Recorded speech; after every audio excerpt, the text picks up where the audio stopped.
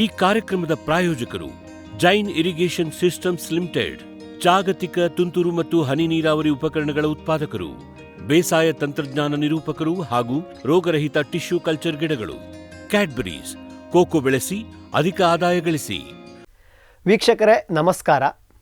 ನಿನ್ನೆಯ ಕಾರ್ಯಕ್ರಮದಲ್ಲಿ ನಾವು ಡಾಕ್ಟರ್ ರಾಜೇಶ್ ಎಸ್ ಪಾಟೀಲ್ ಅವರನ್ನು ಮಾತನಾಡಿಸಿ ಹತ್ತಿಯ ಪ್ರಮುಖ ಪ್ರಭೇದಗಳು ಯಾವ್ಯಾವುದು, ಅವುಗಳಲ್ಲಿ ಮುಂಚೆ ಇದ್ದಂತಹ ತಳಿಗಳು ಹಾಗೂ ಇತ್ತೀಚೆಗೆ ಚಾಲ್ತಿಯಲ್ಲಿರುವ ತಳಿಗಳು ಯಾವ್ಯಾವುದು, ಸ್ವಜಾತಿಯ ಮತ್ತು ಅಂತರ್ಜಾತಿಯ ಸಂಕರಣ ತಳಿಗಳ ಬಗ್ಗೆ ತಿಳ್ಕೊಂಡು ಬಂದ್ವಿ. ಇವತ್ತು ಮತ್ತೆ ಅವರನ್ನು ಮಾತನಾಡಿಸಿ ಪ್ರತಿಯೊಂದು ತಳಿಯ ಗಿಡಗಳು ಹೇಗಿರುತ್ತೆ, ಹೂ ಹೇಗಿರುತ್ತೆ, ಕಾಯಿ ಹೇಗಿರುತ್ತೆ ಅನ್ನೋದನ್ನು ವಿವರ ಸಹಿತವಾಗಿ ತಿಳ್ಕೊಂಡು ಬರೋಣ ಬನ್ನಿ. ಮೊದಲೇ ಹೇಳಿದ ಹಾಗೆ 4 ಪ್ರಭೇದಗಳು. ಈ ಎಲ್ಲ ಜಾತಿಯ ಹತ್ತಿಯನ್ನು ನಾವು ಭಾರತ ದೇಶದಲ್ಲಿ ಕಾಣಿಸುತ್ತೆ, ಬೆಳೆಯೋದನ್ನು ನಾವು ನೋಡ್ತೀವಿ. ಇದು ಒಂದು ನಮ್ಮ ದೇಶದ ಒಂದು ವಿಶಿಷ್ಟತೆನೇ ಅಂತ ಅನ್ಬೋದು. ಯಾಕಂತಂದರೆ ಎಲ್ಲ ಜಾತಿಗಳನ್ನು ಬೆಳೆಯುವಂಥ ದೇಶ ನಮ್ಮದು. ಇದರಲ್ಲಿ 4 ಜಾತಿಗಳು, ಈಗ ನಾನು ಮೊದಲಿಗೆ ಹೇಳಿದ ಹಾಗೆ 4 ಜಾತಿಗಳು. ಗಾಸಿಪಿಯಮ್ ಹಿರ್ಸುಟಮ್ ಅಂತ ಬರುತ್ತೆ, ಲಕ್ಷ್ಮೀ ಜಾತಿ ಅಂತಾರೆ. ಯಾಕಂತಂದ್ರೆ ಮೊದಲಿಗೆ ಬಂದಂಥ ತಳಿ ಲಕ್ಷ್ಮಿ. ಆ ಜಾತಿಗೆ ಸಂಬಂಧಪಟ್ಟಂಥ ಒಂದು 4 ತಳಿಗಳು ನಮ್ಮಲ್ಲಿ ಅದಾವು. ಈಗ ಮೊದಲಿಗೆ ಅತಿ ಜಾಸ್ತಿ ಅಥವಾ ಚೆನ್ನಾಗಿ ಬೆಳೆದಂಥದ್ದು ಹಿಂದಕ್ಕೆ ರಿಲೀಸ್ ಆದಂಥ ವೆರೈಟಿ ಸಹನಾ. ಇದು ಗಾಸಿಪಿಯಮ್ ಹಿರ್ಸುಟಮ್ ಜಾತಿಗೆ ಸಂಬಂಧಪಟ್ಟದ್ದು.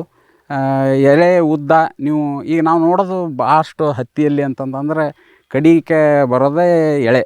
ಅದ್ರದ್ದು ಉತ್ತಾರ ಎಷ್ಟದೆ ಅಂದರೆ ಎಷ್ಟು ಬರ್ತದೆ, 60% ಬರ್ತದೋ ಬೀಜ, ಅಂದರೆ 40% ಅರಳೆ ಬರ್ತೋ ಆ ಥರ. ಇದು ಒಂದು 40%, ಸುಮಾರು 40% ಅಂತಂದ್ರೆ ಈಗ 1 ಕಿಲೋದಾಗ 400 ಗ್ರಾಮ್ ಆದರೂ ನಿಮಗೆ ಅರಳೆ ಬರುತ್ತೆ. ಆ ಥರದ ಜಾತಿ ಇದು ಗಾಸಿಪಿಯಮ್ ಹಿರ್ಸುಟಮ್ ಅಂತ. ಮೊದಲಿಗೆ ಬಂದಂಥ ತಳಿ ಸಾಕಷ್ಟು ಪ್ರಚಲಿತವಾಗಿತ್ತು ಸಹನಾ ಅನ್ನೋದು. ಈಗ ಇದ್ರ ಕಾಯಿ ಗಾತ್ರ ನೋಡ್ರಿ, ಮೀಡಿಯಮ್ ಅಂತೇವೆ ನಾವು. ಅತಿ ದೊಡ್ಡ ಕಾಯಿನೂ ಅಲ್ಲ, ಅತಿ ಚಿಕ್ಕ ಕಾಯಿನೂ ಅಲ್ಲ, ಆ ಥರದ ಕಾಯಿ ಈ ಗಾತ್ರ. ಇದು ಮೀಡಿಯಮ್. ಇಡೀ ನಮ್ಮ ಭಾರತ ದೇಶದಲ್ಲಿ ಬೆಳೆಯುವಂಥ ಸಾಕಷ್ಟು ಎಲ್ಲ ಈ ಹತ್ತಿ ಏನು 90-95% ನಾವೇನಂತೀವಿ ಎಲ್ಲ ಲಕ್ಷ್ಮೀ ಜಾತಿದೆ ಬೆಳೀತಾ ಇದ್ದೇವೆ. ಇದು ತಳಿ ನಾವು ಮಾತಾಡ್ತಾ ಇರೋದು ಹೈಬ್ರಿಡ್ 90-95. ಇದಿತ್ತಲಾಗ ತಳಿ ಬೆಳೆಯೋದು ಕಡಿಮೆ ಆಗಿದೆ. ಯಾಕಂತಂದ್ರೆ ಹೈಬ್ರಿಡ್ಡಿನ ವಿಶಿಷ್ಟತೆ ಮೊದಲಿಗೆ ಹೇಳ್ದಂಗೆ ಎಲ್ಲ ಚೆನ್ನಾಗಿರ್ತಾವೆ. ಹೈಬ್ರಿಡ್ನಲ್ಲಿ ಇಳುವರಿ ಜಾಸ್ತಿ ಅದು. ಆದರೆ ಸಣ್ಣ ರೈತರಿಗೆ ನಾವು ಇನ್ನೂ ತಳಿಗಳನ್ನು ಕೊಡೋ ಪ್ರಕ್ರಿಯೆ ಇಟ್ಕೊಂಡೇವಿ. ಆ ಕಾಯಿ ಒಡೆದು ನಿಮಗೆ ಈ ಥರದ ಹತ್ತಿ ಬರುತ್ತೆ. ಇದರಲ್ಲಿ ಈ ಹತ್ತಿಯಲ್ಲಿ ನಾವು ನೋಡಿದ ಹಾಗೆ ಈಗ ನೋಡ್ರಿ, ಈ ಹತ್ತಿಯಲ್ಲಿ ಕಾಳು ಇರುತ್ತೆ, ಮೇಲೆ ಅರಳೆ ಇರುತ್ತೆ. ಈಗ ಇದ್ರ ಬಗ್ಗೆ ಹೇಳೋದಾಯ್ತು ಅಂತಂದರೆ ಈ ತಳಿಯಲ್ಲಿ ಹಿರ್ಸುಟಮ್, ಗಾಸಿಪಿಯಮ್ ಹಿರ್ಸುಟಮ್ ತಳಿಯಲ್ಲಿ ಮೀಡಿಯಮ್ ಉದ್ದ ಅನ್ಬೋದು. ಇದನ್ನು ನಾವು ಉದ್ದ ಅಂತೇವೆ. ಈ ಕಾಳಿನಿಂದ ಇಲ್ಲಿವರೆಗೂ ಇದು ಒಂಥರ ಉದ್ದ ಇದ್ದಂಗೆ. ಇದು ಎಷ್ಟು ಜಾಸ್ತಿ ಇರುತ್ತೆ ಅಷ್ಟು ಮಾರ್ಕೆಟ್ನಲ್ಲಿ ಅದರದ್ದು ನಾವು ಏನು ಧಾರಣೆ ಜಾಸ್ತಿ ಆಗುತ್ತೆ. ಈ ತಳಿಯಲ್ಲಿ ಅಂತಂದರೆ ಹಿರ್ಸುಟಮ್ ಜಾತಿ ಅಂತ ತಳಿಯಲ್ಲಿ ಒಳಗೆ ಮೀಡಿಯಮ್ ಅಥವಾ ಮೀಡಿಯಮ್ ಟು ಲಾಂಗ್ ಅಂತೇವೆ. 27-30ವರೆಗೂ ನಮಗೆ ಇದರದ್ದು ಉದ್ದ ಬರುತ್ತೆ. 30 mm, 27ರಿಂದ 30 mm ಬರುವಂಥ ಒಂದು ಎಳೆ ಉದ್ದ. ಈಗ ಇದರಲ್ಲೇ ಎಳೆ ಗಟ್ಟಿತನೂ ನಾವು ನೋಡ್ತೀವಿ. ಸಾಮಾನ್ಯವಾಗಿ ಈಗ ಹೊಲದಲ್ಲೇ ನೋಡೋದಾಯ್ತು ಅಂತಂತಂದ್ರೆ ಈ ಥರ ಮಾಡಿ ಅದನ್ನು ನಾವು ಎಳೆದು ಎಷ್ಟು ಗಟ್ಟಿ ಇದೆ, ಇದು ಕಟ್ ಆಗುತ್ತೋ ಇಲ್ಲೋ, ಹರಿತು ಅಂತಂತಂದರೆ ಸ್ಟ್ರೆಂತ್ ಇಲ್ಲ, ಅಥವಾ ಎಳೆ ಗಟ್ಟಿತನ ಇಲ್ಲ ಅಂತ. ಈಗ ಇದು ಸಾಕಷ್ಟು ಗಟ್ಟಿ ಇದೆ. ಆ ಥರದ ತಳಿಗಳು ಇವು. ನಾವು ವಂಶವೃದ್ಧಿ ಮಾಡಿ ಸಾಕಷ್ಟು ಪ್ರಯೋಗಗಳಿಂದ ಈ ಥರದ ವೆರೈಟೀಸನ್ನು ನಾವು ಅಭಿವೃದ್ಧಿ ಪಡಿಸಿರ್ತೇವೆ. ಈಗ ಈ ಎಳೆ ಗಟ್ಟಿತನ ಇದ್ರ ಮೇಲೆ ಹೋಗೋದು. ಎಳೆ ಉದ್ದ ಮತ್ತು ಗಟ್ಟಿತನ ಇವೆರಡೂ ಚೆನ್ನಾಗಿದ್ದರೆ ಇಳುವರಿ ಮೇಲೆ ಇದಕ್ಕೆ ಧಾರಣೆ ಜಾಸ್ತಿ. ಆಮೇಲೆ ನಾವು ಮಾಡ್ತಕ್ಕಂಥ ಮುಂದೆ ಈಗ ಇದರಿಂದ ಬರುವಂಥ ಬಟ್ಟೆಗಳು ಅವು ಇವೆಲ್ಲ ಚೆನ್ನಾಗಿ ಬರ್ತಾವೆ. ಇದರಲ್ಲಿ ನಾವು ಎಳೆ ಸೂಕ್ಷ್ಮತೆಯೂ ಅಂತೀವಿ. ಏನಂತಂದ್ರೆ ಫೈನ್ನೆಸ್, ಎಷ್ಟು ನಾಜೂಕಿದೆ ಎಳೆ, ಅದನ್ನು ಸುಧಾಕ್ ಲೆಕ್ಕ ಹಾಕ್ಬೋದು. ಇದಕ್ಕೊಂದು ಮಷಿನ್ ಇದೆ, ಅದರಲ್ಲಿ ನಮ್ಮದು ಎಳೆ ಉದ್ದ, ಗಟ್ಟಿತನ ಅಥವಾ ಈ ನಾಜೂಕ್ತನ ಇವೆಲ್ಲವು 3 ತೋರಿಸ್ತೈತಿ. ಇದನ್ನು ಬಿಟ್ಟು ಬೇರೆವು ಬರ್ತಾವೆ. ಇವು 3 ಮುಖ್ಯ. ಸೊ ಈ ಥರ ಈ ಜಾತಿ ತಳಿಯಲ್ಲಿ ನಮಗೆ ಮೀಡಿಯಮ್ ಟು ಮೀಡಿಯಮ್ ಲಾಂಗ್ ಅಂತೇವೆ. ಉದ್ದ ಮಧ್ಯಮ ಅಥವಾ ಮಧ್ಯಮ ಉದ್ದದ ಎಳೆ ಬರ್ತದೆ. ಈ ಎಲ್ಲ ಹತ್ತಿಯಲ್ಲೂ ಇದೇ ಥರ ಕಾಯಿ ಇದ್ದಂಥದ್ದು ಒಡೆದು ಅರಳೆ ಬರ್ತದೆ. ಈಗ ಆಗಲೇ ನೋಡಿದಂಥ ತಳಿ ಸಹನಾ ತಳಿ, ಅದು ಗಾಸಿಪಿಯಮ್ ಹಿರ್ಸುಟಮ್ ಅತಿ ಜಾಸ್ತಿ ಬೆಳೆಯುವಂಥ ತಳಿ ಅಂತ ಹೇಳಿದೆ. ಈಗ ಅದು ಸಹನಾ ಆದಮೇಲೆ ಬಂದಂಥ ಬಿಡುಗಡೆ ಆದಂಥ ಈ ನಮ್ಮ ಕೇಂದ್ರದಿಂದ ಬಿಡುಗಡೆ ಆದಂಥ ತಳಿ ARBH 813 813. ಇದು ಅದಕ್ಕಿಂತ ಒಂದು 10-15% ಇಳುವರಿ ಜಾಸ್ತಿ ಕೊಡ್ತಾ ಇದೆ. ಅದರಿಂದ ಇದನ್ನು ಮುಂದೆ ಬಿಡುಗಡೆ ಮಾಡಿದ್ದಾರೆ. ಎಳೆ ಅದು ಇದೆಲ್ಲ ಆ ಜಾತಿ ಸಹನಾದಷ್ಟೇ ಸೂಕ್ಷ್ಮತೆ ಅನ್ರಿ, ಎಳೆದು ಉದ್ದ ಗಟ್ಟಿತನ ಎಲ್ಲ ಅದೇ ಜಾತಿಯದು. ಜಾತಿನೂ ಒಂದೇ. ಇದು ತಳಿಶಾಸ್ತ್ರದಿಂದ ಮಾಡಿದಂಥ ನಾವು ಡೆವಲಪ್ಮೆಂಟ್ಸ್ ಅಂತ ಏನಂತೇವೆ, ಇದು ನಿರಂತರವಾಗಿ ನಡೆದಿರ್ತೈತಿ. ಅದರಲ್ಲೇ ಅದಾಗಿ ಇದು ಮುಂದೆ ಬಂದಂಥ ಒಂದು ತಳಿ ಇಂಪ್ರೂವ್ಡ್ ವೆರೈಟೀಸ್ ಅಂತ ನಾವೇನಂತೇವೆ, ಸುಧಾರಿತ ತಳಿ ಇದು ಒಂದು ಹೌದು ARBH 813. ಈಗ ಇದು ಸಹನಾ ಮತ್ತು ARBH 813 ಈ ಕೇಂದ್ರದಿಂದ ಹಿಂದೆ ಬಂದಂಥ ತಳಿಗಳು. ಇದಾದ ನಂತರ ಅಥವಾ ತದನಂತರ ಬಂದಂಥ ಒಂದು 2 ತಳಿಗಳದಾವು, ಅವನ್ನು ತೋರಿಸ್ಬಿಡೋಣ. ತದನಂತರ ಬಂದಂಥ 2 ತಳಿಗಳು ಗಾಸಿಪಿಯಂ ಹಿರ್ಸುಟಮ್ನಲ್ಲೇ ಈಗ ಸಹನಾ ARBH 813 ನೋಡಿದ್ವಿ. ಈಗ CPD 1652 ಅಂತ 1919 ಮತ್ತು 20ರಲ್ಲಿ ಅಂದರೆ ಕಳೆದ ವರ್ಷ ಬಂದಂಥ ತಳಿ ಇದು CPD 1652. ಅದೇ ಥರನಾದ ತಳಿ. ಇದರ ಕಾಯಿ ಅದಕ್ಕಿಂತ ಒಂದು ಸ್ವಲ್ಪ ದಪ್ಪವಾಗಿರೋದು, ಆಮೇಲೆ ಇಳುವರಿನೂ ಜಾಸ್ತಿ ಇರೋದರಿಂದ ಇದು ನಮ್ಮ ಭಾಗ ಅಂದರೆ ಭಾರತದ ದಕ್ಷಿಣ ಭಾರತಕ್ಕೂ ಸಹಿ, ಹಾಗೆ ಕೇಂದ್ರ ಭಾಗ ಅಥವಾ ಇದು ಮಧ್ಯಭಾಗ, ಭಾರತದ ಮಧ್ಯಭಾಗ ಉತ್ತರ ಪ್ರದೇಶ, ಮಧ್ಯಪ್ರದೇಶ ಅವು ಆ ಜಾಗಕ್ಕೂ ನಾವು ಗುಜರಾತ್ನಲ್ಲಿ ಕೆಲವು ಭಾಗಗಳು ಅಲ್ಲೂ ಇದು ಬಿಡುಗಡೆ ಆಗಿದೆ ಭಾರತ ದೇಶದಲ್ಲಿ. ಆ 2 ತಳಿಗಳಕ್ಕಿಂತ ಚೆನ್ನಾಗಿರೋದ್ರಿಂದ ಇದನ್ನು ಕಳೆದ ವರ್ಷ ಬಿಡುಗಡೆ ಮಾಡಿದ್ದಾರೆ. CPD 1652 ಗಾಸಿಪಿಯಂ ಹಿರ್ಸುಟಮ್. ಅದರ ಹಿಂದೆ ಬಂದಂಥ ತಳಿ ಈಗ CPD 1652 ನೋಡಿದಿರಿ. ಅದರ ಹಿಂದಿನ ವರ್ಷ ಬಂದಂಥ ತಳಿ ARBH 1551 1551 ಅಂತೀವಿ. ಇದು ಸಹ ನಮಗೆ ಭಾರತದ ಮಧ್ಯಭಾಗ ಮತ್ತು ಭಾರತದ ದಕ್ಷಿಣ ಭಾಗ ಹತ್ತಿ ಎಲ್ಲೆಲ್ಲಿ ಬೆಳೀತಾರೋ ಆ ಭಾಗಗಳಲ್ಲಿ ಬಿಡುಗಡೆ ಆಗಿರುವಂಥ ತಳಿ. ಮಳೆಯಾಶ್ರಿತ, ಈಗ ಇಲ್ಲಿವರೆಗೂ ನಾನು ತೋರಿಸಿರೋದು 4 ತಳಿಗಳು ಎಲ್ಲವೂ ಮಳೆಯಾಶ್ರಿತ ಬೆಳೆಯುವಂಥ ತಳಿಗಳು. ಯಾವುದಕ್ಕೂ ನೀರಾವರಿ ಬೇಕಾಗಿಲ್ಲ. ಆದರೆ ನಾವು ನೀರು ಕೊಟ್ವಿ ಅಂತಂತಂದರೆ ಇಳುವರಿ ಮತ್ತೊಂದು 20-25% ಯಾವಾಗಲೂ ಜಾಸ್ತಿ ಆಗುತ್ತೆ. ಈಗ ಮೊದಲಿಗೆ ಹೇಳಿದ ಹಾಗೆ ಹಿರ್ಸುಟಮ್ ಜಾತಿಯ ತಳಿಗಳು ಅಂತ ಮಾತಾಡಿದ್ವಿ. ಈಗ ಅದೇ ಹಿರ್ಸುಟಮ್ ಜಾತಿ ತಳಿಗಳನ್ನು ನಾವು 2 ತಳಿಗಳನ್ನು ಪರಾಗಸ್ಪರ್ಶ ಮಾಡಿ ಒಂದನ್ನು ನಾವು ತಯಾರಿಸಿದ್ವಿ ಅಂತಂದ್ರೆ ಅದಕ್ಕೆ ಹೈಬ್ರಿಡ್ ಅಂತೀವಿ. ಈಗ ನಮ್ಮ ಮಾರ್ಕೆಟ್ನಲ್ಲಿರೋದು ಈಗ ಇಡೀ ಭಾರತ ದೇಶದಲ್ಲಿ ಪ್ರಚಲಿತವಾಗಿರೋದು BT ಹತ್ತಿ ಅಂತೇನಂತೀವಿ. BT ಅನ್ನೋದು ಒಂದು ಹಾಕಿರುವಂಥ ಒಂದು ವಂಶವಾಹಿ ಅಷ್ಟೇ, ಆದರೆ ಅದನ್ನು ಹಾಕಿರೋ ಎಲ್ಲವೂ ಹೈಬ್ರಿಡ್ಗಳೇ. ಸೊ ಈಗ ನಮ್ಮ ದೇಶದಲ್ಲಿ ಬೆಳೀತಿರುವಂಥ 95% 95% ಅಂತಾರೆ, 95ಕ್ಕಿಂತನೂ ಜಾಸ್ತಿನೇ ಎಲ್ಲ ಈ ಥರದ ಹೈಬ್ರಿಡ್ಗಳು ಇರೋದು.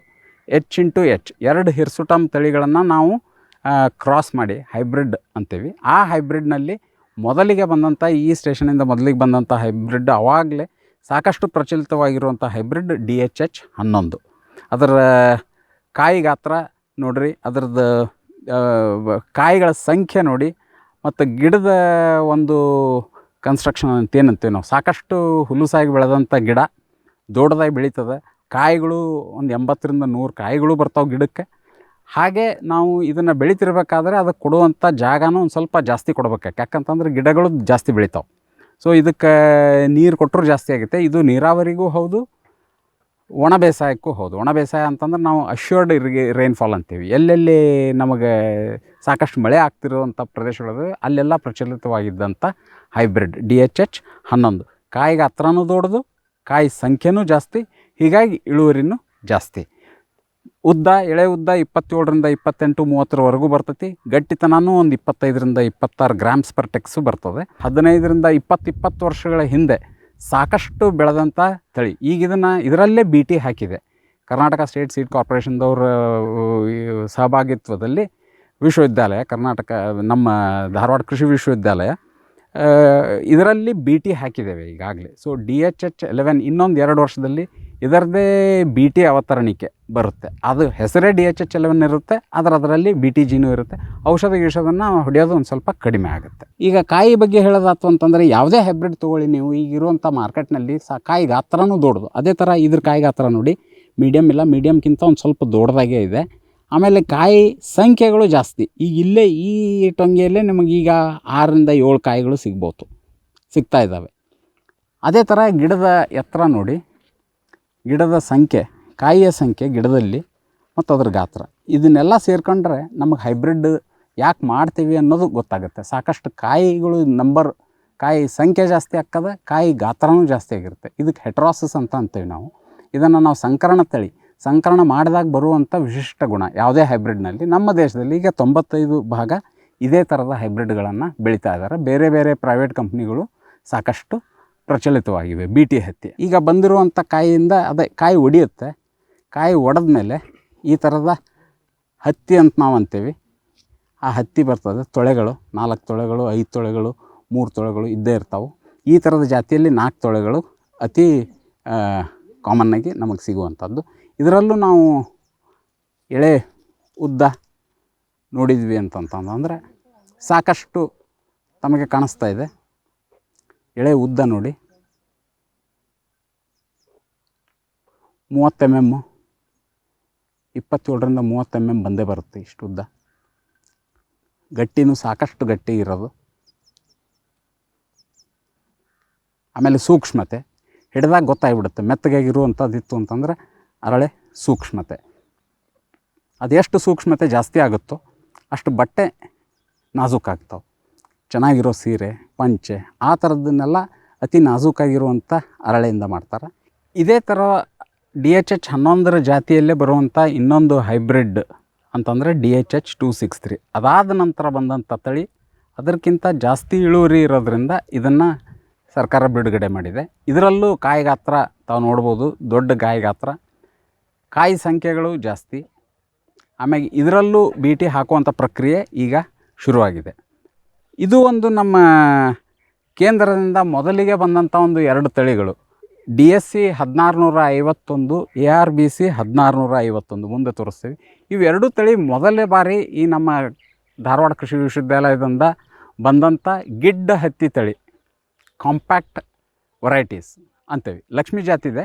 ಈಗ ಅಲ್ಲೇನು ಸಹನಾ ಮತ್ತು ARBH 813, CPD 1652, ARBH 1551 ನೋಡಿದರೆ ಅದೇ ಥರದ ಜಾತಿಗೆ ಬರುವಂಥ ತಳಿ DSC 1651 ಇದು. ಆದರೆ ಇದರ ವಿಶಿಷ್ಟ ಗುಣ ಅಂತಂತಂದರೆ ಗಿಡ್ಡ ತಳಿ, ನಿಮಗೆ 1 ಮೀಟ್ರ್ಗಿಂತ ಜಾಸ್ತಿ ಬೆಳೆಯೋದಿಲ್ಲ ನೆಲ ಬಿಟ್ಟು. ಆಮೇಲೆ ಇದನ್ನು ನಾವು ಯಾಕೆ ಮಾಡ್ತಾಯಿದ್ದೇವೆ ಅಂತಂತಂದ್ರೆ ನಾಳೆ ಯಂತ್ರಗಳಿಂದ ಹತ್ತಿ ಬಿಡಿಸೋ ಪ್ರಕ್ರಿಯೆ ಇನ್ನೇನು ಶುರು ಆಗ್ತಾಯಿದೆ. ನಮ್ಮ ದೇಶದಲ್ಲೂ ಮುಂದೆ ಬರಲೇಬೇಕಾದಂಥ ಪರಿಸ್ಥಿತಿ ಉಂಟಾಗಿದೆ. ನಿಮಗೆಲ್ಲರಿಗೂ ಗೊತ್ತು. ಯಾಕಂತಂದರೆ ಈಗ ಆಳು ಸಿಗೋದು ಕಷ್ಟ, ಸಿಕ್ಕರೂ ನಾವು ಖರ್ಚು ಮಾಡೋದು ಜಾಸ್ತಿ. ಇದರಿಂದ ಈಗ ಪಾಶ್ಚಾತ್ಯ ದೇಶಗಳಲ್ಲಿ ಅನ್ಬೋದು ಎಲ್ಲ ಕಡೆಗೆ, ಬೇರೆ ಕಡೆಗೆ ಯಂತ್ರೋಪಕರಣಗಳಿಂದ ನಾವು ಹತ್ತಿಯನ್ನು ಬಿಡಿಸ್ತಾ ಇದ್ದೇವೆ. ಆ ಥರದ ಹತ್ತಿ ಅಥವಾ ಗಿಡ, ಅದಕ್ಕೆ ಬೇಕಾಗಿರುವಂಥ ಗಿಡ ಅಂತಂತಂದ್ರೆ ಒಂದು ಸ್ವಲ್ಪ ಗಿಡ ಇರಬೇಕಾಗ್ತದೆ. ಯಾಕೆ ಅಂತಂತಂದ್ರೆ ನಾವು ಇದನ್ನು ಬೆಳೆದಂಥ ಗಿಡದಿಂದ ಗಿಡ ಅಥವಾ ಸಾಲಿನಿಂದ ಸಾಲು, ಇದೇನು ನಮ್ಮ ಅಂತರ ಇರ್ತೈತಿ ಇಲ್ಲಿ ಕಡಿಮೆ ಇರ್ತದೆ. ಅದನ್ನು ಕಡಿಮೆ ಮಾಡೋಕ್ಕೋಸ್ಕರ ಗಿಡದ ಒಂದು ಶೇಪ್ ಅಥವಾ ನಾವೇನಂತೇವೆ ಅದರದ್ದು ಒಂದು ಕನ್ಸ್ಟ್ರಕ್ಷನ್ ಏನಂತೇವೆ ಅದನ್ನು ಒಂದು ಸ್ವಲ್ಪ ಗಿಡ್ಡ ಮಾಡಿರ್ತೇವೆ. ಇದು ಮತ್ತು ನಮ್ಮ ತಳಿ ಅಭಿವೃದ್ಧಿ ಶಾಸ್ತ್ರದಿಂದ ಮಾಡಿರುವಂಥ ತಳಿಗಳು. ಇವು ಕಾಂಪ್ಯಾಕ್ಟ್ ವೆರೈಟೀಸ್ ಆಫ್ ಕಾಟನ್ ಅಂತೇವೆ. ಇದರಲ್ಲಿ ತಾವು ನೋಡ್ಬೋದು, ಗಿಡನೂ ಗಿಡ್ಡಿರೋದ್ರಿಂದ ಸಾಕಷ್ಟು ಕಾಯಿಗಳನ್ನು ಒಂದು ಗಿಡ ಎಷ್ಟೇ ನಂಬರ್ ಆದರೂ ಅದರದ್ದು ಸಂಖ್ಯೆ ಏನು ಕಡಿಮೆ ಆಗಲ್ಲ, ಸಂಖ್ಯೆ ಅಷ್ಟೇ ಉಳಿತೈತಿ. ಕಾಯಿ ಗಾತ್ರ ಒಂದು ಸ್ವಲ್ಪ ಚಿಕ್ಕದಾಗೋ ಚಾನ್ಸಸ್ ಅದಾವು. ಬಟ್ ಇದರಲ್ಲಿ ನಮಗೆ ಇದು ಕಾಯಿ ಗಾತ್ರ ದೊಡ್ಡದಿರೋದ್ರಿಂದ ಇದು ಒಂದು ಬಿಡುಗಡೆ ಆಗಿದೆ. ಈಗ ಒಂದು ಎಕರೆಗೆ ಅದು ಸುಮಾರು ಒಂದು 50ರಿಂದ ಒಂದು 35ರಿಂದ 40 ಸಾವಿರ ಗಿಡ ಆ ತಳಿಗಳಿಗೆ ಬೇಕಾದರೆ ಇದು 1 ಲಕ್ಷ ಗಿಡಗಳವರೆಗೂ ನಾವು ಹೋಗ್ಬೋದು. ಅದೇ ಇರೋದು. ಪ್ರತಿ ಗಿಡಕ್ಕೆ ಕಾಯಿ ಕಡಿಮೆ ಆದರೂ ಸಹ 1 ಎಕರೆಗೆ ಕಾಯಿಗಳ ಸಂಖ್ಯೆ ಎಲ್ಲ ಗಿಡದಿಂದ ಬರೋದು ಜಾಸ್ತಿ ಆಗುತ್ತೆ. ಅದರಿಂದ ಇಳುವರಿನೂ ಜಾಸ್ತಿ. ನಾಳೆ ಯಂತ್ರದಿಂದ ನಾವು ಬಿಡಿಸ್ಬೇಕಾದ್ರೆ ಇದು ಬಹಳ ಮುಖ್ಯ.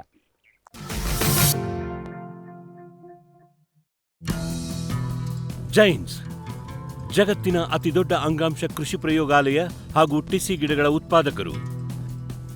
ಸಮೃದ್ಧ ಇಳುವರಿಗೆ ಜೈನ್ ಜೀನೇನ್, ಯಾಲಕ್ಕಿ, ನೇಂದ್ರನ್ ಹಾಗೂ ಕೆಂಪು ಬಾಳೆ ಸಸಿಗಳು, ದಾಳಿಂಬೆ, ಭಗವತಳಿಯ ರೋಗಮುಕ್ತ ಸಸಿಗಳು, ಲಕ್ನೋ 49 ಪೇರಳೆ, ಸ್ಟ್ರಾಬೆರಿ ಇತ್ಯಾದಿ ಗಿಡಗಳು ಯೋಗ್ಯ ಬೆಲೆಯಲ್ಲಿ. ಅಂಗಾಂಶ ಕೃಷಿಯ ಜಾಗತಿಕ ಬ್ರ್ಯಾಂಡ್ ಜೈನ್. ಕೋಕೋ ಈಗ ಕರ್ನಾಟಕದ ವಾಣಿಜ್ಯ ತೋಟದ ಬೆಳೆಗಳಲ್ಲೊಂದು. ಅಧಿಕ ಇಳುವರಿಯ ಹೈಬ್ರಿಡ್ F1 ಗಿಡಗಳು ಕ್ಯಾಡ್ಬರಿ ನರ್ಸರಿಗಳಲ್ಲಿ ಮಾತ್ರ ಲಭ್ಯ. ಗಿಡ ಬೇಕಾದವರು ಕ್ಯಾಡ್ಬರಿ ಅಧಿಕಾರಿಗಳನ್ನು ಸಂಪರ್ಕಿಸಿ.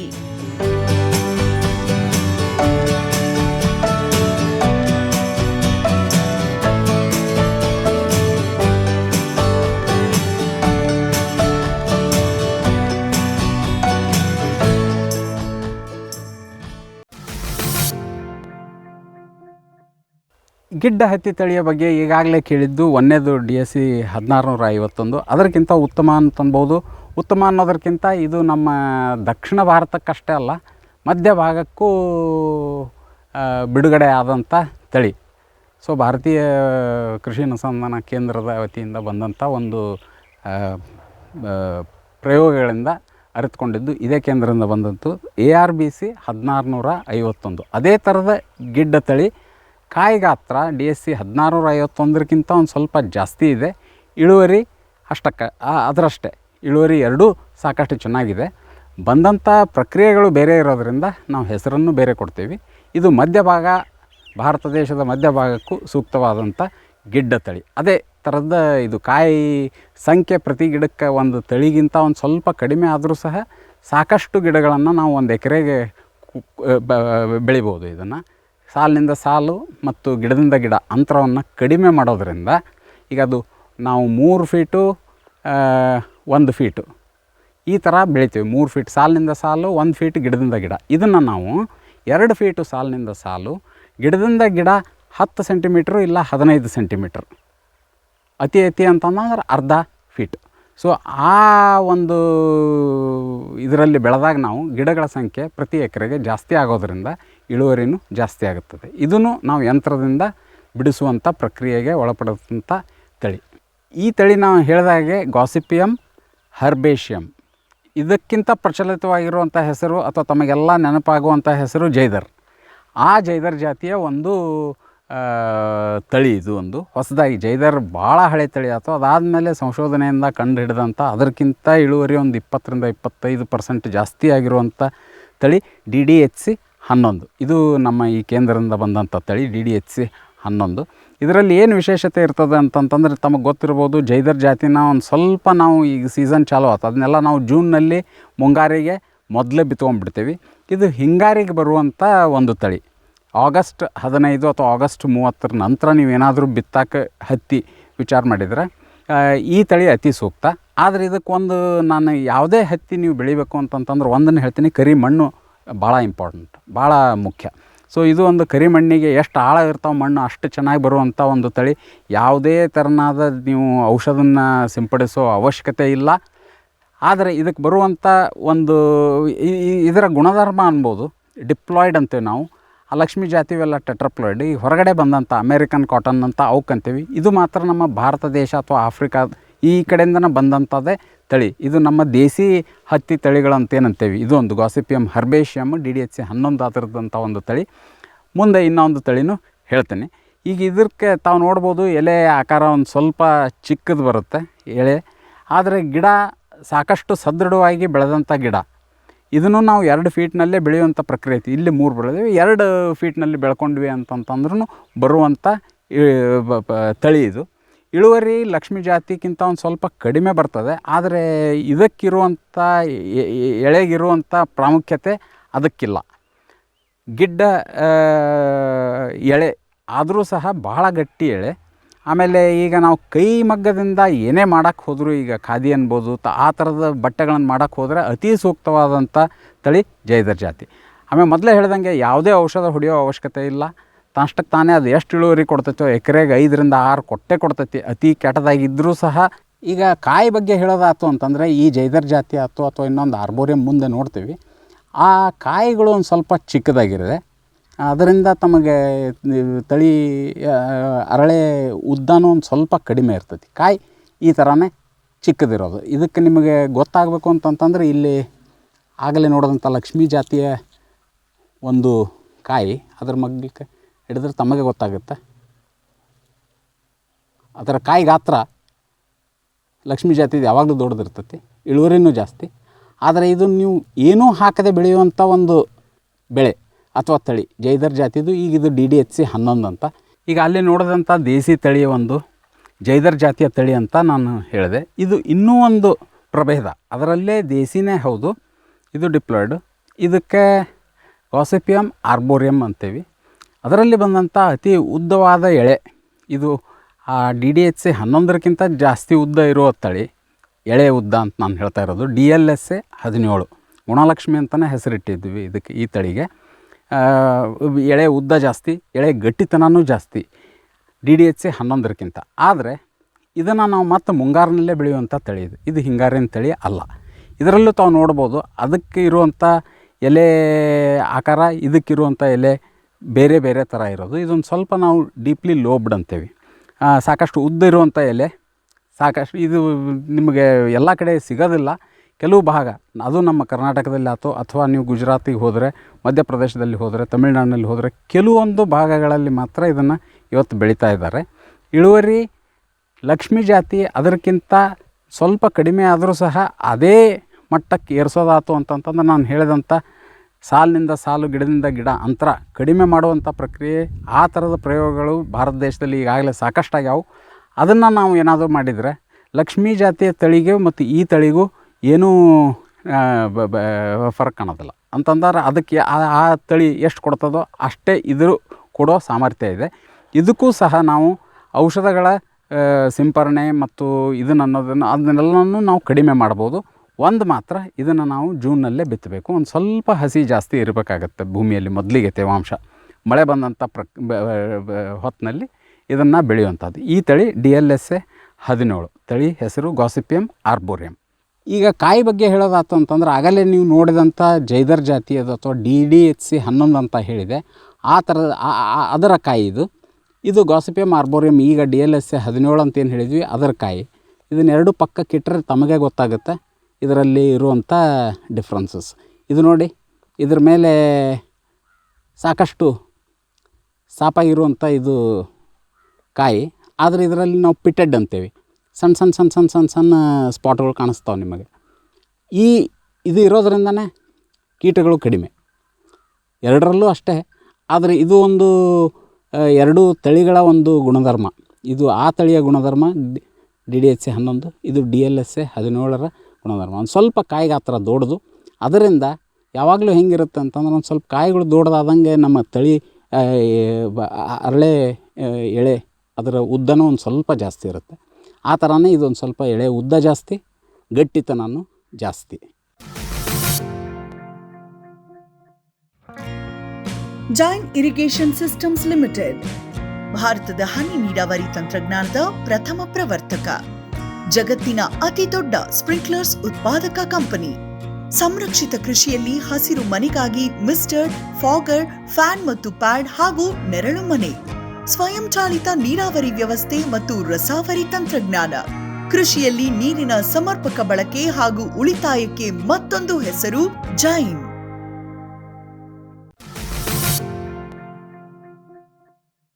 ಈ ಹೂವು ಈಗ ನಾವು ಮಾತಾಡಿದಂಥ DDHC 11 ಮತ್ತು DLSA 17 ಈ ಎರಡು ದೇಸಿ ಜಾತಿಯ ಹತ್ತಿ ತಳಿಗಳು. ಅದರ ಎರಡರಲ್ಲೂ ಇದೇ ಥರದ ಹೂವು ಇರುತ್ತೆ. ಈ ಹೂವಿನಲ್ಲಿ ಇದ್ರ ವಿಶಿಷ್ಟತೆ ಏನಿದೆ ಅಥವಾ ಯಾಕೆ ತೋರಿಸ್ತಾ ಇದ್ದೇನೆ ಅಂತಂತಂದರೆ, ಲಕ್ಷ್ಮೀ ಜಾತಿಯ ತಳಿಯಲ್ಲಿ ಇದು ಬರಲ್ಲ. ಇದರಲ್ಲಿ ಈ ಹೂವನ್ನು ನಾವು ಈಗ ಹೀಗೆ ಬಿಡಿಸ್ತಾ ಹೋದರೆ ತಾವೇ ನೋಡ್ಬೋದು, ಇದರಲ್ಲಿ ಏನು ಪಕಳೆಗಳಿರ್ತಾವೆ, ಆ ಪಕಳೆಗಳ ಕೆಳಗೆ ಈ ಥರದ ಕೆಂಪು ಬಣ್ಣ ಇರುತ್ತೆ. ಇದು ನಾವು ಪೆಟಲ್ ಸ್ಪಾಟ್ ಅಂತ ಅಂತೀವಿ. ಇಲ್ಲಿರುವಂಥ ಕೆಂಪು ಚುಕ್ಕೆ ಇದು ಬರೋದು ನಿಮಗೆ ಈ DLSA ಗಾಸಿಪಿಯಮ್ ಆರ್ಬೋರಿಯಮ್ ಅಥವಾ DDHC 11 ಜೈದರ್ ಜಾತಿ ಈ ಹೂನಲ್ಲ ಇದು ಕಂಡು ಸಿಗುತ್ತದೆ. ಇದು ಲಕ್ಷ್ಮೀ ಜಾತಿಯಲ್ಲಿ ಇದು ಇರಲ್ಲ.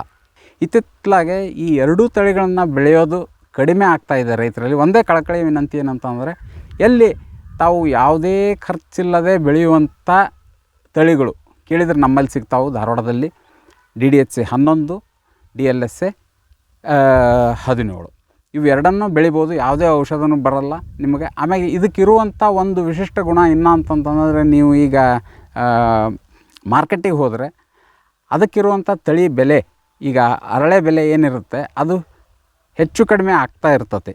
ಲಕ್ಷ್ಮೀ ಜಾತಿಯಲ್ಲಿ ಅಥವಾ BT ಆಯ್ತು, ಇದು ಮಾತ್ರ ಆಗಲ್ಲ. ಇದು ಯಾವಾಗಲೂ ನಿಮಗೆ ಒಂದೇ ಲೆಕ್ಕಕ್ಕೆ ಇರ್ತೈತಿ. ಅಂತಂದ್ರೆ ನಿಮಗೆ ಇದಿಷ್ಟು ಬಂದೈತಿ, ಒಂದು ಕ್ವಿಂಟ್ಲಿಗೆ ನನಗೆ ಇಷ್ಟೇ ಸಿಗುತ್ತಪ್ಪ ಅಂತ ನೀವು ಅಂದ್ಕೊಂಡ್ರೆ ಅಷ್ಟು 100% ಅಥವಾ 100ಕ್ಕೆ 100 ಅಷ್ಟು ಸಿಕ್ಕೇ ಸಿಗುತ್ತೆ.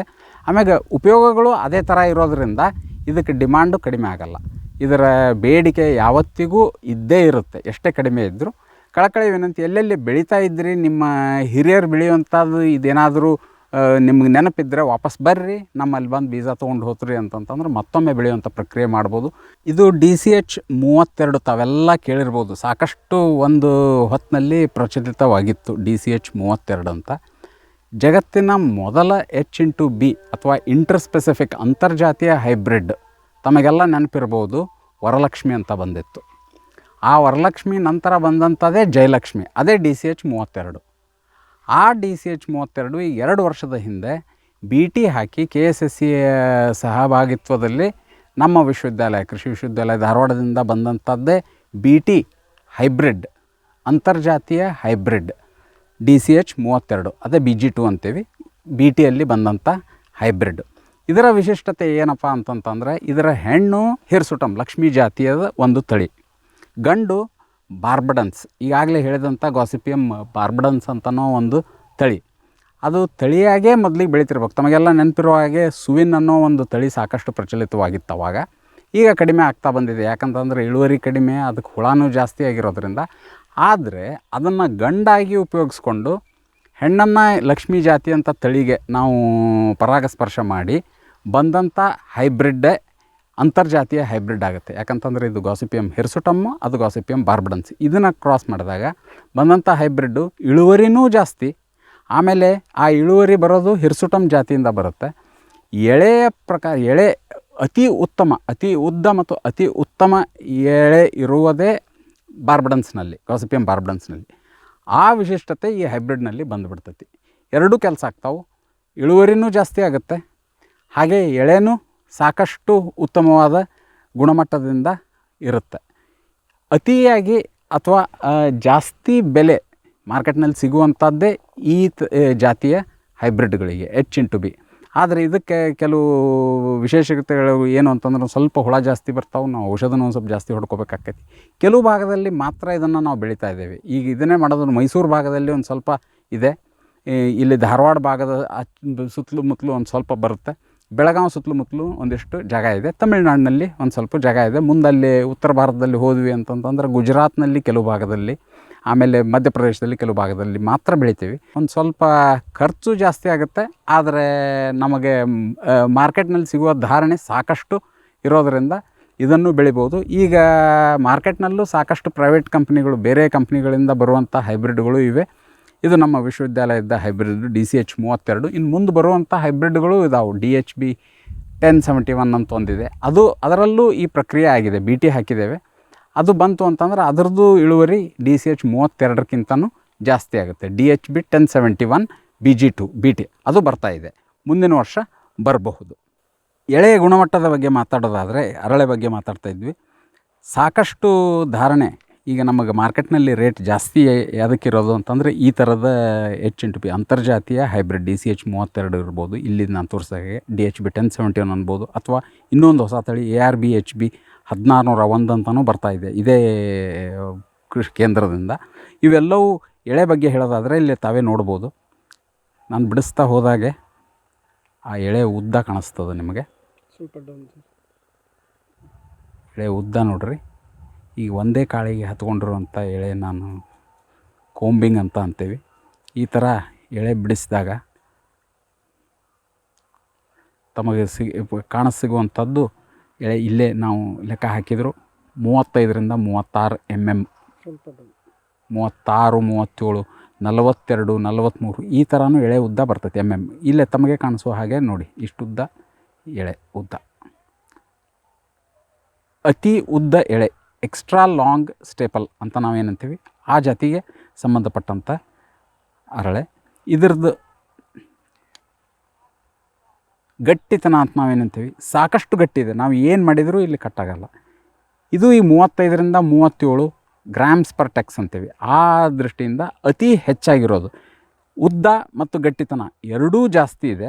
ಮೂರನೇದಾಗಿ ಅತಿ ಮುಖ್ಯವಾಗಿ ಸೂಕ್ಷ್ಮತೆ, ಎಳೆಯ ಸೂಕ್ಷ್ಮತೆ ಭಾಳ ಚೆನ್ನಾಗಿದೆ. ಇದನ್ನು ನೀವು ಹಿಡಿದ್ರಿ ಅಂತಂತಂದ್ರೆ ಸೂಕ್ಷ್ಮತೆ ನಿಮಗೆ ಕೈಗೆ ಅರ್ಥ ಆಗಿಬಿಡುತ್ತೆ. ಪಂಚೆ ಅಥವಾ ಅತಿ ನಯವಾದ ಸೀರೆಗಳು ಅವನ್ನೆಲ್ಲ ಈ ಥರದ ಹತ್ತಿಯಿಂದ, ಈ ಥರ ಅರಳೆಯಿಂದನೇ ಮಾಡೋದು. ಇದಕ್ಕೆ ಎಕ್ಸ್ಟ್ರಾ ಲಾಂಗ್ ಸ್ಟೇಪಲ್ ಅಂತೀವಿ. DCH 32 ಅಂತರ್ಜಾತೀಯ ಹೈಬ್ರಿಡ್, ಇಂಟರ್ಸ್ಪೆಸಿಫಿಕ್ ಹೈಬ್ರಿಡ್. ಈ ಥರದ ಹೈಬ್ರಿಡ್ಗಳು ನಾನು ಹೇಳಿದಾಗೆ ಎಲ್ಲ ಕಡೆ ಬೆಳೆಯೋಕ್ಕಾಗಲ್ಲ, ಆದರೆ ಬೆಳೆದ್ರೆ ಒಂದು ಸ್ವಲ್ಪ ಖರ್ಚು ಜಾಸ್ತಿ, ಆದರೆ ನಿಮಗೆ ಉತ್ಪನ್ನನೂ ಜಾಸ್ತಿ, ಇಳುವರಿನೂ ಸಾಕಷ್ಟಿದೆ. ಯಾಕಂತಂದರೆ ಇದು ಒಂದು ಹೈಬ್ರಿಡ್.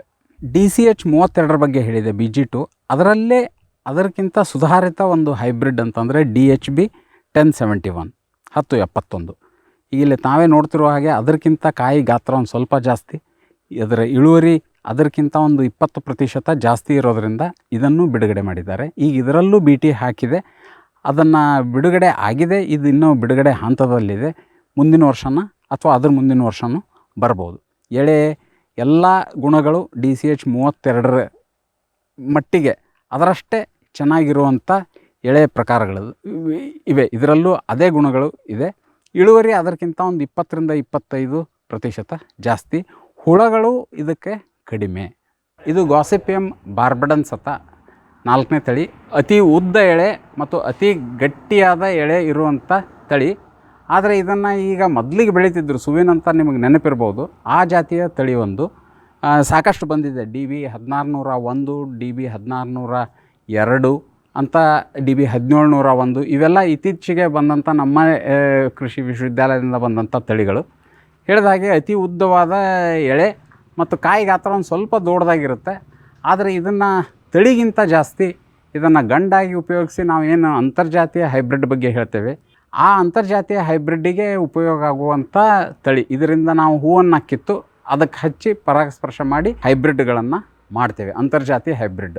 ಹೇಳಿದಾಗೆ DCH 32, DHB 1071 ಆ ಅಂತರ್ಜಾತೀಯ ಹೈಬ್ರಿಡ್ಗಳಿಗೆ ಗಂಡಾಗಿ ಉಪಯೋಗಿಸುವಂಥ ತಳಿ. ಈ ಕಾಯಿ ತಾವು ನೋಡ್ಬೋದು, ಗಾಸಿಪಿಯಮ್ ಬಾರ್ಬಡನ್ಸ್ ಕಾಯಿ. ಉದ್ದ ಒಂದು ಸ್ವಲ್ಪ ಜಾಸ್ತಿ, ಮೇಲೆ ಚುಕ್ಕೆಗಳು ಸಹ ಜಾಸ್ತಿ ಇದೆ. ಪಿಟ್ಟಿಂಗ್ ಅಂತ ನಾವು ಅಂತೀವಿ. ಅದರ ಉದ್ದ ನೋಡಿ, ಒಂದು ಸ್ವಲ್ಪ ಇದರ ಆಕಾರನೇ ಅದಕ್ಕಿಂತ ದುಂಡಾಗಿಲ್ಲ, ಒಂದು ಸ್ವಲ್ಪ ಉದ್ದಾಗಿದೆ. ಇದರಿಂದ ಇದರ ಒಂದು ಎಳೆ ಉದ್ದನೂ ಜಾಸ್ತಿ ಒಳಗಡೆ ಇರೋದು, ಇದು ಒಂದು ಅದರ ವಿಶಿಷ್ಟತೆ. ಈ ಥರನಾದ ಕಾಯಿ ಗಾಸಿಪಿಯಮ್ ಬಾರ್ಬಡನ್ಸ್ನಲ್ಲಿ ನೋಡಸಿಗತಕ್ಕದ್ದು. ಈ ಗಾಸಿಪಿಯಮ್ ಬಾರ್ಬಡನ್ಸ್ ಹೂನಲ್ಲೂ ನಾವು ದೇಸಿ ಜಾತಿಯ ಹೂನಲ್ಲಿ ನೋಡಿದಂಥ ಚುಕ್ಕೆ, ಈ ಪಕಳೆಗಳಲ್ಲಿ ಇರುವಂಥ ಒಳಗಿನ ಚುಕ್ಕೆ ಇದರಲ್ಲೂ ತಮಗೆ ನೋಡಬಹುದು, ತಮಗೆ ಕಾಣಸಿಗುತ್ತೆ. ಇಲ್ಲೇ ನೋಡಿ. ಹತ್ತಿ ತಳಿಗಳ ಪಟ್ಟಿ ಮಾಡ್ತಾ ಕುಂತರೆ ನಮಗೆ ಬಹಳಷ್ಟು ತಳಿಗಳು ಸಿಗ್ತವೆ. ಅದರ ಬದಲಾಗಿ ನಾವು ಧಾರವಾಡ ಕೃಷಿ ವಿಶ್ವವಿದ್ಯಾಲಯದಿಂದ ಬಿಡುಗಡೆಯಾಗಿರುವಂತಹ ಮತ್ತು ಕೆಲವು ಹಳೆಯದಾದರೂ ಬಹು ಮುಖ್ಯವಾಗಿರುವ ಹತ್ತಿ ತಳಿಗಳ ಬಗ್ಗೆ ಇವತ್ತು ತಿಳಿಸ್ಕೊಂಡ್ವಿ. ಡಾಕ್ಟರ್ ರಾಜೇಶ್ ಎಸ್ ಪಾಟೀಲ್ ಇವರು ಹತ್ತಿ ತಳಿವರ್ಧಕರು. ನಮಗೆ ಪ್ರತಿಯೊಂದು ತಳಿಯ ಹೂವು ಹೇಗಿರುತ್ತೆ, ಕಾಯಿ ಹೇಗಿರುತ್ತೆ, ನೂಲು ಯಾವ ರೀತಿ ಇರುತ್ತೆ ಅನ್ನೋದನ್ನು ಕೂಲಂಕುಷವಾಗಿ ತಿಳಿಸಿಕೊಟ್ರು. ಈ ಕಾರ್ಯಕ್ರಮದಿಂದ ನಿಮಗೆ ಬಹಳಷ್ಟು ಮಾಹಿತಿ ಸಿಕ್ತು ಅಂತ ಭಾವಿಸ್ತಾ ಇವತ್ತಿನ ಕಂತನ್ನು ಮುಗಿಸೋಣ. ನಮಸ್ಕಾರ. ಈ ಕಾರ್ಯಕ್ರಮದ ಪ್ರಾಯೋಜಕರು ಜೈನ್ ಇರಿಗೇಷನ್ ಸಿಸ್ಟಮ್ಸ್ ಲಿಮಿಟೆಡ್, ಜಾಗತಿಕ ತುಂತುರು ಮತ್ತು ಹನಿ ನೀರಾವರಿ ಉಪಕರಣಗಳ ಉತ್ಪಾದಕರು, ಬೇಸಾಯ ತಂತ್ರಜ್ಞಾನ ನಿರೂಪಕರು ಹಾಗೂ ರೋಗರಹಿತ ಟಿಶ್ಯೂ ಕಲ್ಚರ್ ಗಿಡಗಳು. ಕ್ಯಾಡ್ಬರೀಸ್, ಕೋಕೋ ಬೆಳೆಸಿ ಅಧಿಕ ಆದಾಯ ಗಳಿಸಿ.